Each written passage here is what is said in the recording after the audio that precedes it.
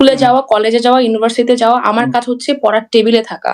তো আমি যদি হুম, মনে করি যে আমি একটি মন্ত্রণালয় চালাবো, আমি হচ্ছে ট্রাফিক হুম, পুলিশের দায়িত্ব নিবো, হ্যাঁ? আমি হচ্ছে উম সবকিছু চেঞ্জ করে ফেলবো।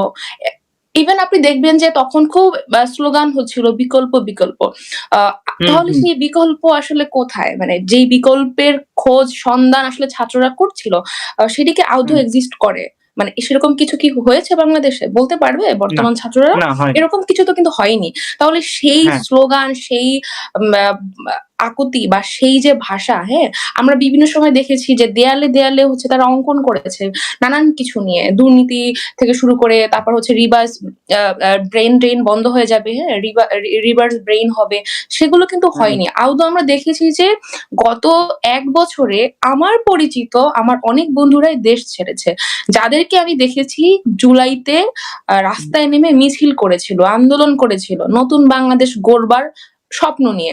তারা যখন দেশ ত্যাগ করেছে, তখন তাদেরকে আমি জিজ্ঞেস করেছিলাম যে, "তোমরা কেন এই মুহূর্তে দেশ ছাড়ছ? এখন তো ডক্টর ইউনূস আসছেন।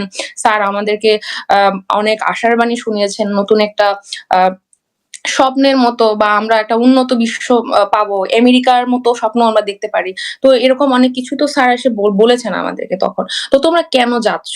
হ্যাঁ? বা হচ্ছে তোমরা কেন ভিসা প্রসেসিং নিয়ে এত উম আ ওয়ারিড তোমাদের ভিসা হচ্ছে না, স্টুডেন্ট ভিসা পাচ্ছ না, এরকম অনেক কিছু। হুম, তো তারা হুম, আমাকে উত্তর দিয়েছে যে, আমরা যেই স্বপ্ন এবং যেই আ লক্ষ্যে হচ্ছে গিয়ে এই কাজগুলো করেছিলাম, আমরা আসলে হুম, এখন মানে ব্যথিত।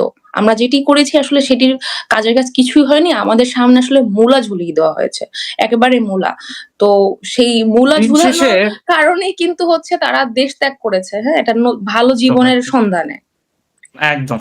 তার মানে তারা যে বৈষম্যের কথা বলছে দীর্ঘদিন ধরে, সেই বৈষম্য তাদের মাধ্যমেই বাংলাদেশে এনরোল করল। ব্যাপারটা এরকম হয়ে গেল না? হ্যাঁ, একদমই। দেখুন কারণ কেননা আমি তো দেখেছি গত ২-৩ বছর আগে সংসদে গরুর মাংসের দাম নির্ধারণ নিয়ে হচ্ছে প্রশ্ন তোলা হয়েছিল। হ্যাঁ? হুম, তো সেই জায়গাটিতে দাঁড়িয়ে যখন হচ্ছে এই বাণিজ্য উপদেষ্টাকে প্রশ্ন করা হয়েছিল, তিনি বলেছেন যে, "আলুর দাম তো কম।"